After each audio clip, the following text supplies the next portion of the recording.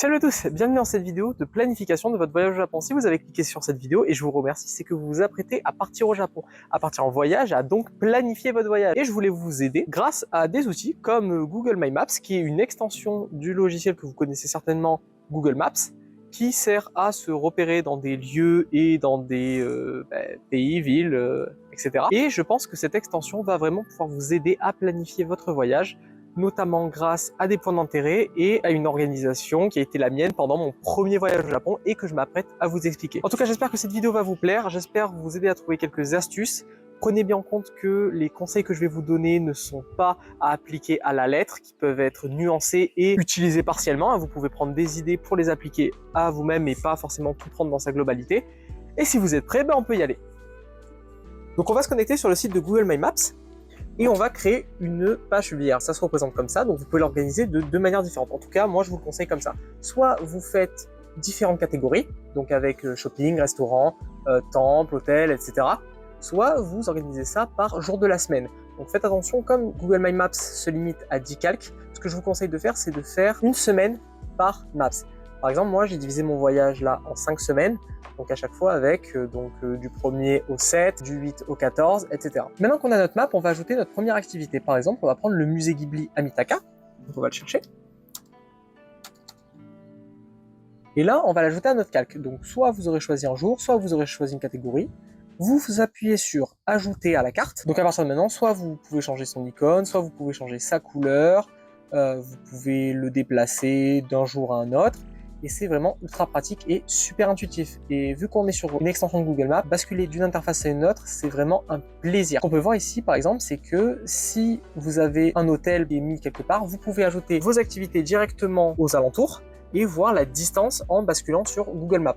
C'est vraiment très pratique de faire ça parce que ça vous permet de vraiment bien planifier. Donc soit vous planifiez vos activités selon où vous avez mis votre hôtel et à l'inverse, vous pouvez choisir votre hôtel selon les activités que vous avez planifiées. Si vous avez peu de temps, c'est peut-être plus préférable de faire comme ça. Cette méthode vous permet d'éviter de perdre du temps et de faire des allers-retours inutiles entre plusieurs points et de voir directement dans quel ordre vous ferez les activités vu que vous y avez réfléchi en amont. Maintenant qu'on a trouvé comment ajouter nos activités, que vous avez très certainement dû ajouter les activités que vous vouliez absolument faire, que vous aviez vues sur internet, sur YouTube, etc. Ce qui va être intéressant, c'est de trouver de nouvelles activités parce qu'il vous reste sûrement encore de la place, sauf si vous avez tout prévu à l'avance. Dans ce cas, c'est génial, vous avez terminé, bravo. Mais je vais quand même aider ceux qui veulent trouver des endroits sympas à visiter sans forcément se limiter qu'à ça. Donc la première astuce que je peux vous donner, c'est celle des passes régionaux. Si vous avez décidé de ne pas rester uniquement dans le Kansai ou de prendre des chemins non directs ou de visiter même d'autres choses. Par exemple, moi je sais que j'ai pris le East Tokyo Area Pass. Ce que je vais faire pendant mon voyage là, c'est que je vais partir de Tokyo et je vais aller à Sendai pour aller à l'île Osha. Cette activité me prend à peu près un jour à faire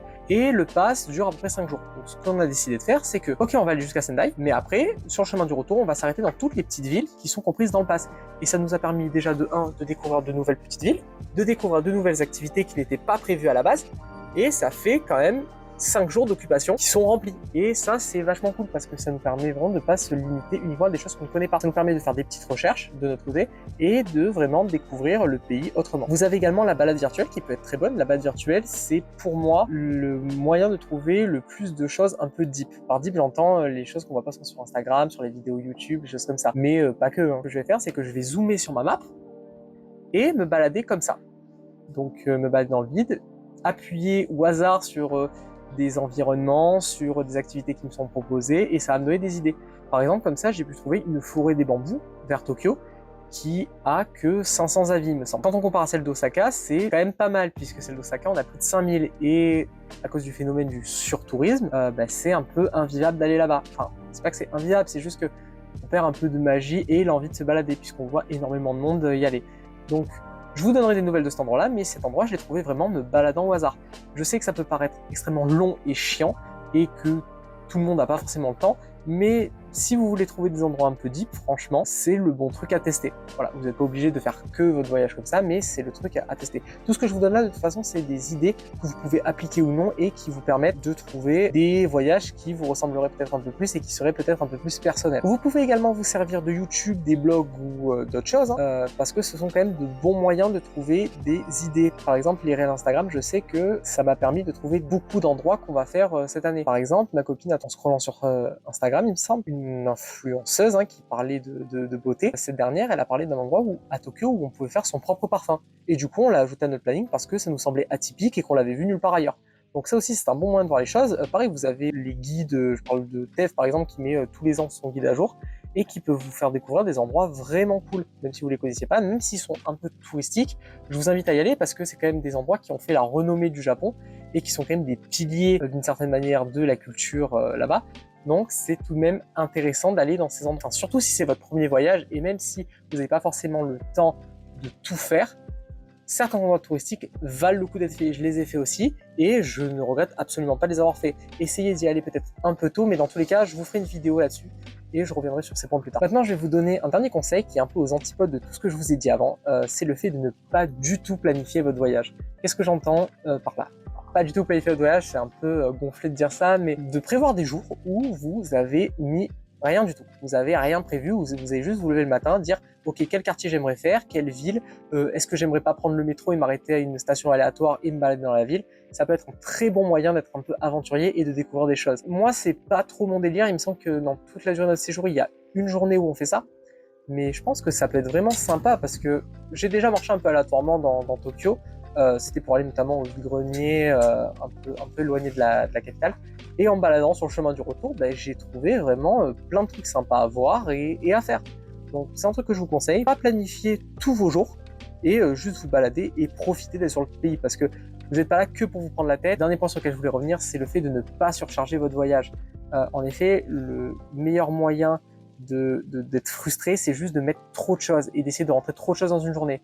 Le problème, c'est que si vous faites ça, vous risquez d'être juste frustré plus qu'autre chose, parce que soit vous allez donc pas pouvoir finir votre journée et dire bon ok tant pis, on n'a pas pu finir, ça fait chier, mais bon tant pis. Soit vous allez dire ok on n'a pas fini ça, on va le faire demain, mais on n'a pas fini ce qu'on devait prévoir demain, et du coup on va décaler tout notre planning et vous allez être plus frustré qu'autre chose. Et là c'est pas l'idée. Faites un voyage qui vous ressemble, essayez de ne pas trop le surcharger. Et je pense que vous allez vraiment vous éclater. Dans tous les cas, vous êtes dans l'un des plus beaux pays du monde. Donc en conclusion, on a pu voir un outil très sympathique pour préparer votre voyage. J'espère qu'il vous sera très utile. En tout cas, moi, je me sers de ça depuis maintenant à peu près 3 ans et j'aime beaucoup la simplicité avec laquelle on peut organiser son voyage, planifier les activités et surtout basculer de Google Maps à Google Maps. Vu que c'est la même interface, on a les mêmes rues, donc c'est vraiment un plus, je trouve. Donc si vous êtes allé jusqu'au bout de cette vidéo, franchement, je vous en remercie et ça montre bien que vous voulez organiser un voyage qui sera sympathique pour vous et si vous allez avec vos proches, une bonne surprise. Donc voilà, je vous encourage à ne pas appliquer tous les conseils que je vous ai donnés, vraiment piochez ceux qui vous intéressent et ne les suivez pas à la lettre, essayez de faire un peu à votre sauce et je pense que vous allez vraiment adorer faire votre voyage et surtout vraiment en profiter. C'est sûr que ça serait peut-être plus simple de passer par une agence de voyage et de la laisser s'occuper de l'organisation de votre départ, mais dans un sens, je trouve ça un peu dommage dans la mesure où vous pouvez faire votre propre voyage qui correspond à votre personnalité. Et personnellement, moi, quand je prépare et quand je commence à planifier toutes les activités que je vais faire, les temples que je vais visiter, pour moi, je suis déjà un petit peu en vacances. Donc c'est assez récréatif finalement comme façon de faire. En tout cas, merci d'avoir suivi cette vidéo. Je pense que je referai d'autres vidéos, donc dans tous les cas, sur un peu le même sujet. Donc planifier son voyage, les astuces pour optimiser parfaitement ses visites, les choses comme ça.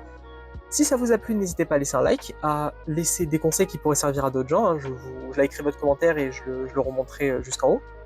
Et surtout, n'hésitez pas à vous abonner et passez une bonne journée et surtout bon voyage à vous. Merci encore et à bientôt.